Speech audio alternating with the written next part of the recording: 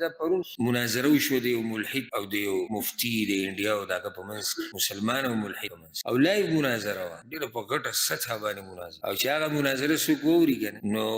غیر اختیاري به ستا د خولې نه دا خبره وځي چې اسلام هغه دین دی چې هغه د فطرت او د عقل سره برابر او مناظره په دې عنوان شوې ده چې آیا الله وجود لري که نه الله شتي که نه په دې باندې مناظره او دا نه چې زمونږ کوم مسلمان چې ناست دی مفتي الله دې هغه په علم کې برکت واچوي چې هغه ځان سره پاڼې او کتابونه داسې ورسره لګیا او داسې یې کړی دی هغه ملحد که نه چې هغه حق حیران شوی دی چې دې سړي ته به څه د هرې خبرې د هرې اعتراض جواب او ځوان هلک ته هغه مفتي او ځوانانو کاري ده دې کې یوه مسله خو دا راووته چې اسلام هغه دین دی چې هغه د فطرت سره برابر عقل سره برابر او صحیح عقل خو د سړي عقل ګډوډي هغه ته موږ څه وایو لکه هسې صحیح عقل نه راشي صحیح عقل ګورې دا مني چې د سړي د ډېرې اوس ما ته یو سړی زما عقل یې نه مني ته خپل عقل جیب کې کړې ستا عقل کې مسله تېر شوي درس کې چې ما کوم حکمتونه ذکر کړو تاسو ته به یاد دي هغه حکمتونو په رڼا کې صحیح عقل دا خبره مناسب ګڼي خیال هم دی که نه خو ګوره بل طرف ته وګوره صحیح عقل دا خبره نه مني چې د ښځې د یو خاوند نه زیات دې خبرې ته اوس ګوره د صحیح عقل نه مني نو صحیح عقل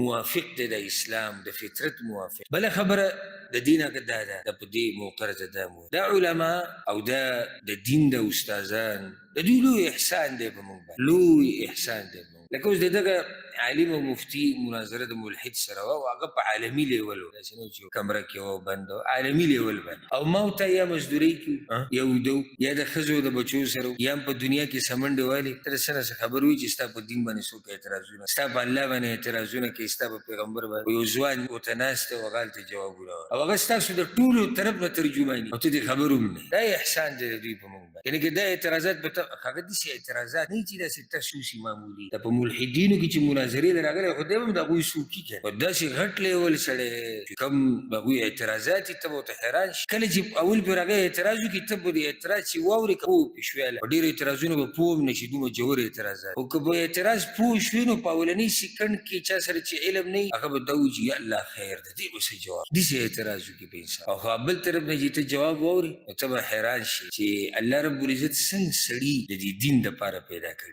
انهم فتیة آمنوا بربهم لکه څنګه چې اصحاب کهف مبارک الله وایي دا ځوانان خپل رب ایمان راوړل داسې ځوانان ډېر شتي موږ ته خبر نه وي هغوی د اسلام دفاع کوي خلکو ته دین بیانوي خلکو ته دین وضاحت کوي او د عامو خلکو کار په خپله دنیا کې مصروف وي د هېڅ نه دي خبر په اخره کې چې بیا موږ راشو بیا په خټه کې اوبه ښه ډېره کړو چې بیا وروسته اعتراضات هم په دغه خلکو شروع کړو کوم چې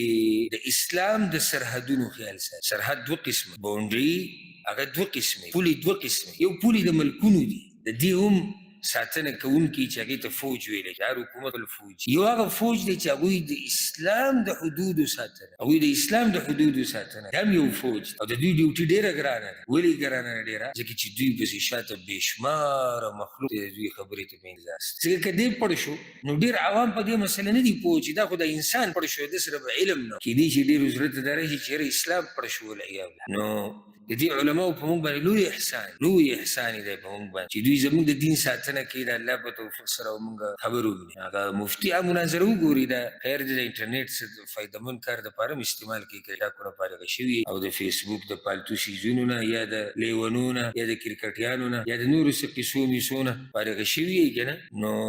سرچ وکړئ دغه مناظرې په باره کې او دغه مناظره پوره واورئ ډېره ناشنا مناظره چې ته واوري د اسلام حقانیت او ته بیا وګوري چې علم څه ته وایي او چې ته بیا وګوري چې علما څه ته وایي او په خپل رب به دې یقین ښه ډېر شي ایمان به دې ښه ډېر شي او د خپل رب سره به دې محبت ډېر شي